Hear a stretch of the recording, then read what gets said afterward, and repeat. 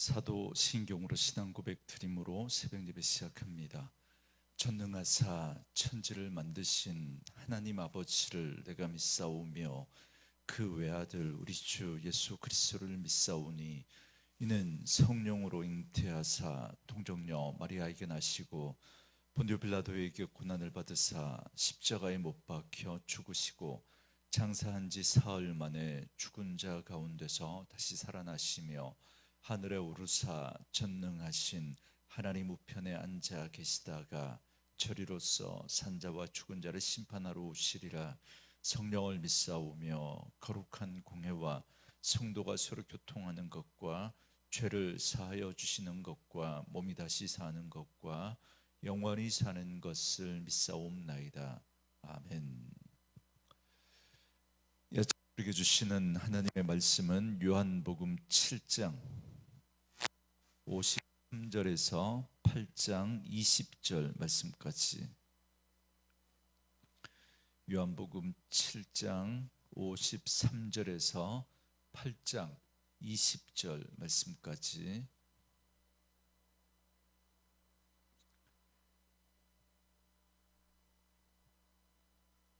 53절부터인데 제가 53절 한 절 말씀을 빠뜨려 먹었네요. 인터넷으로 영상으로 보시는 분들은 참조해 주시기 바랍니다. 53절부터입니다. 다 같이 읽습니다.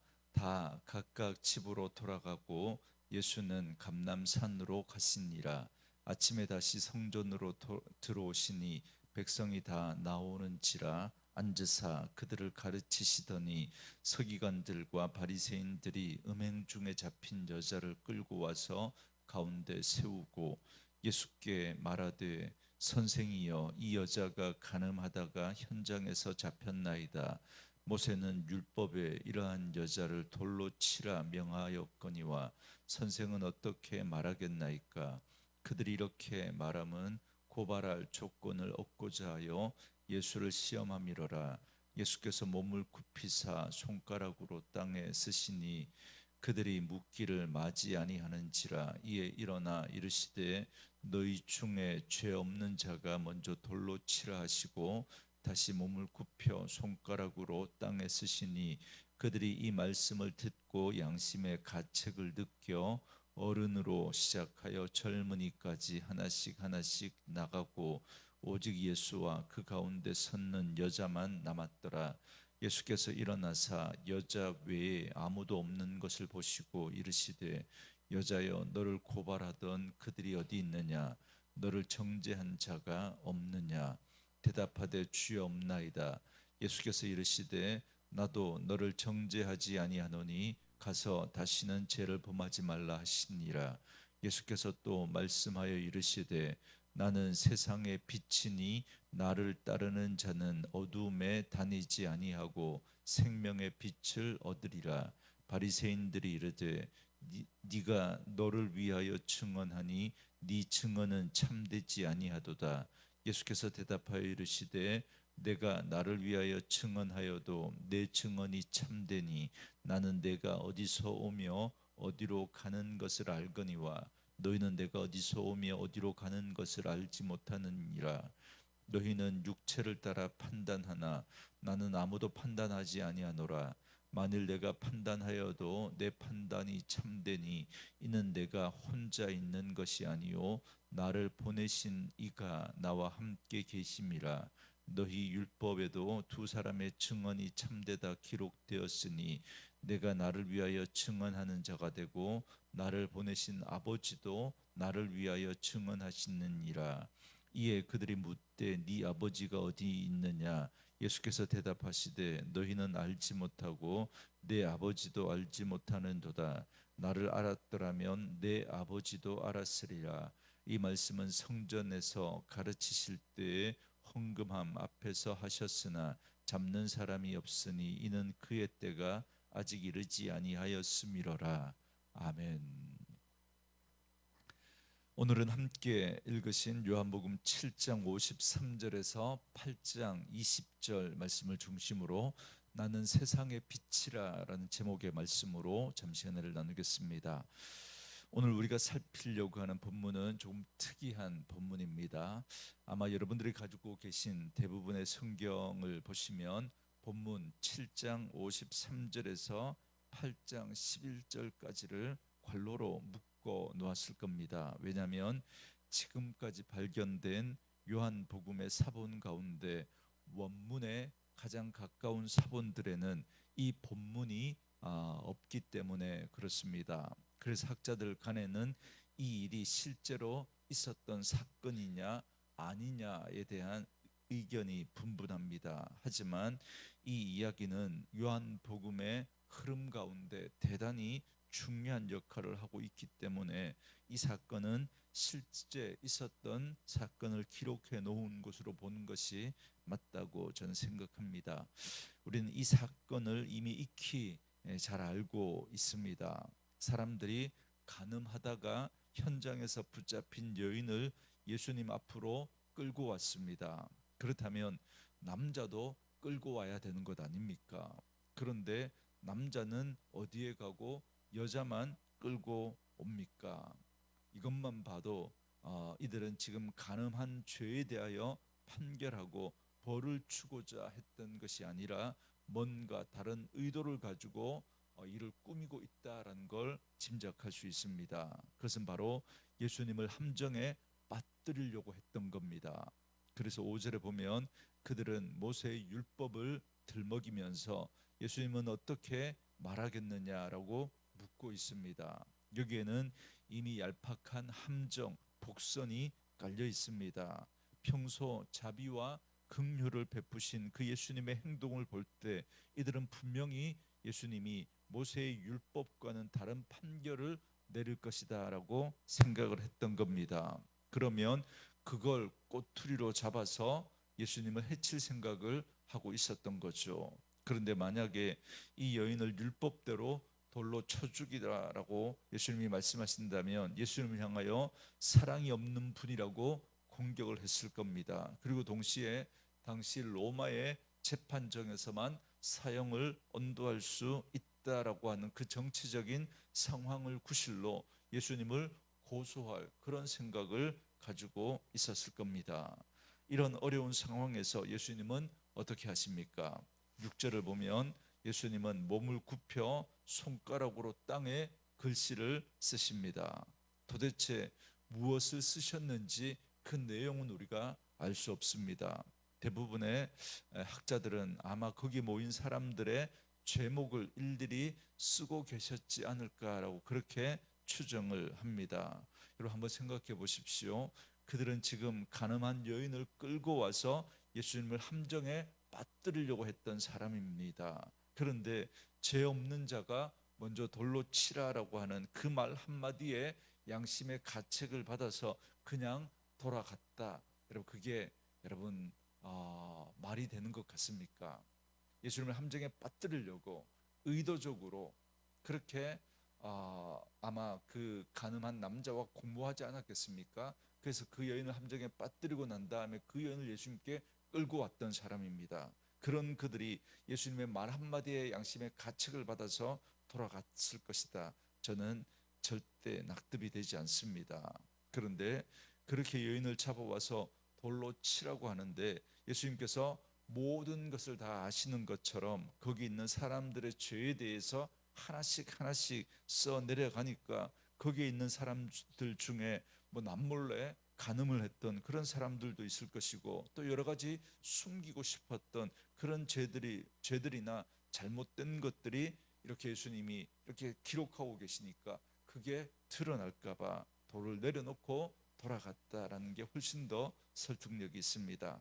아무튼 그렇게 하시고 나서 예수님은 말씀하십니다. 7절에 보면 너희 중에 죄 없는 자가 먼저 돌로 치라라고 하십니다. 그러자 그렇게 기세 등등하던 사람들이 그만 양심의 찔림을 받고 하나둘씩 돌아가고 결국 여자와 예수님만 남게 됩니다.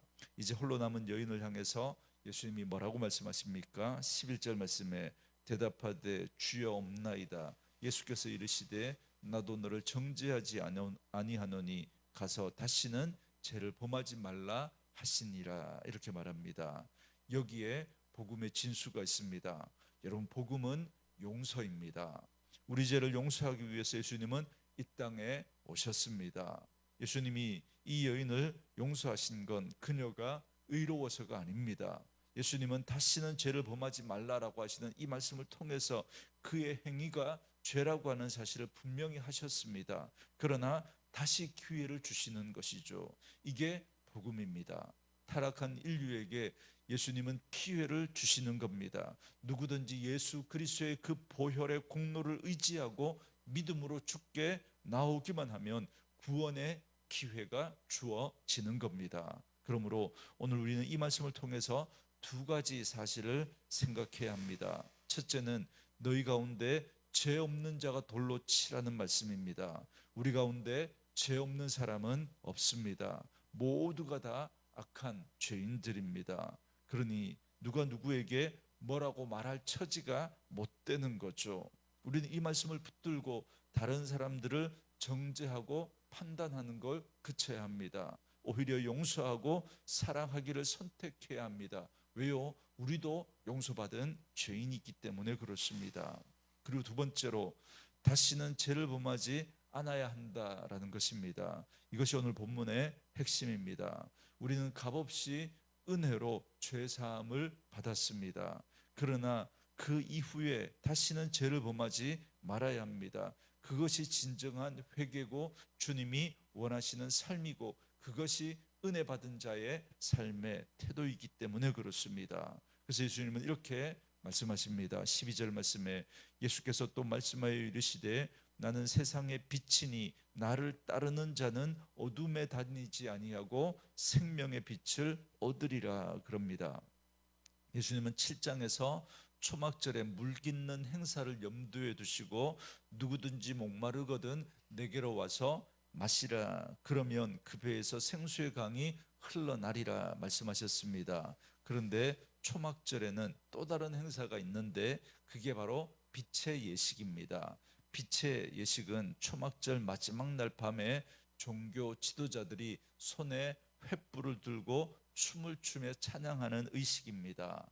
이는 광야에서 이스라엘과 함께했던 불기둥을 상징하는 행사입니다. 예수님은 이 의식과 관련해서 자신이야말로 이스라엘을 비추는 참된 빛이다라는 사실을 드러내신 겁니다. 12절 말씀에 예수께서 또 말씀하여 이르시되 나는 세상의 빛이니 나를 따르는 자는 어둠에 다니지 아니하고 생명의 빛을 얻으리라 이렇게 말씀하신 거죠. 여러분, 빛은 비추는 일을 합니다. 그 안에서 모든 것을 보이게 합니다. 그래서 우리는 빛 안에서 모든 것을 보고 알게 됩니다. 그렇기 때문에 우리는 빛이신 주님 앞에 나아갈 때 비로소 우리의 진짜 모습을 보게 됩니다. 그래서 우리가 얼마나 악한 죄인인지를 알게 되는 것이죠. 그것만이 아닙니다. 11절 말씀을 다시 보시면 빛이신 주님을 따르는 자는 생명의 빛을 얻는다라고 말씀합니다. 그렇다면 생명의 빛이 뭘까요? 모든 동식물이 빛을 받아야 생명을 얻을 수 있는 것처럼 그리스도께서 빛을 비춰주심으로 말미암아 얻을 수 있는 생명을 말합니다. 그리고 우리는 광야에서 이스라엘 백성들이 불기둥을 따라 움직이기도 하고 멈추기도 했던 것처럼 빛 대신 주님을 따를 때에 생명을 얻게 되는 겁니다. 그런데 바리새인들은 끝까지 예수님을 거부합니다. 13절 말씀에 바리새인들이 이르되 네가 너를 위하여 증언하니 네 증언은 참되지 아니하도다 그럽니다. 여러분, 율법에 의하면 두 사람 이상이 증거해야 그게 효력이 있습니다. 그렇기 때문에 바리새인들의 말이 일리가 있어 보입니다. 두 사람 이상이 증거해야 참되지 혼자 스스로 하는 그 말은 참되지 않다라는 말입니다. 그러나 이건 예수님을 믿지 않으려고 하는 말입니다. 이미 세례 요한이나 여러분 38년 된 병자를 비롯해서 많은 사람들의 증언과 증거가 얼마든지 차고 넘칩니다. 그 증거가 부족해서가 아닙니다. 증거는 이미 차고 넘치지만 그들은 계속해서 증거를 요구하면서 안 믿을 구실을 찾고 있는 겁니다. 여러분, 믿음의 문제는 증거에 있는 것이 아닙니다. 복된 믿음은 오히려 보지 않고 믿는 것입니다.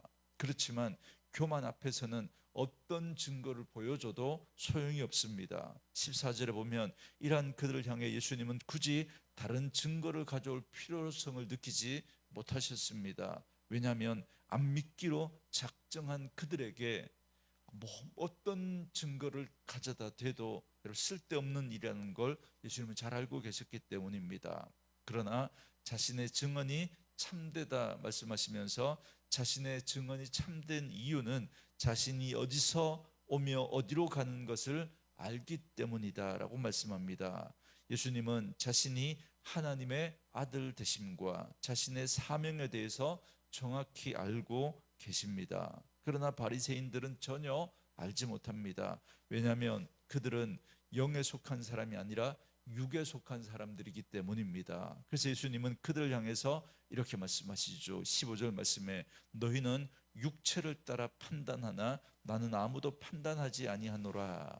여기 너희는 육체를 따라 판단한다라는 말은 너희는 육에 속한 자로서 죄의 가장 중요한 특징인 지독한 자기 중심적인 모습으로 다분히 자기 중심적이고 인간적인 판단을 한다는 말입니다. 이렇게 육체를 따라 판단하는 한 아무리 성경을 보고 기도를 열심히 해도 빛 대신 주님을 볼 수 없습니다.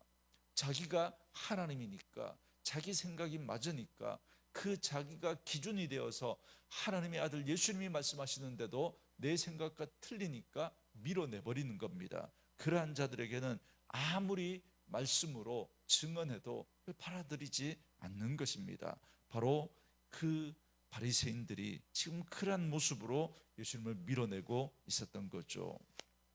계속해서 16절부터 18절에서 예수님은 자신의 참됨을 말씀합니다. 왜냐하면 예수님은 늘 하나님과 함께 하셨기 때문입니다. 그러므로 자신과 더불어 하나님이 증언하시기 때문에 예수님 자신의 증언은 참되다라는 사실을 말씀합니다. 그러자 바리새인들의 반응이 뭡니까? 19절에 보면 네 아버지가 어디 있느냐라고 묻습니다. 그러자 예수님은 아주 중요한 말씀을 하십니다. 19절에 이에 그들이 묻되 네 아버지가 어디 있느냐? 예수께서 대답하시되 너희는 나를 알지 못하고 내 아버지도 알지 못하는도다. 나를 알았더라면 내 아버지도 알았으리라. 그럽니다. 바리새인들은 하나님을 믿는다라고 하면서 예수님을 믿지 않았습니다. 이 말은 곧 그들이 하나님도 제대로 믿지 않았다는 말입니다. 왜냐하면 이 말씀처럼 예수님을 알면 하나님을 알 수 있기 때문입니다. 예수님은 친히 나로 말미암지 않고는 아버지께로 올 자가 없느니라 말씀하셨습니다. 이것이 바로 예수님이 세상의 빛이라고 하는 그 말의 의미입니다.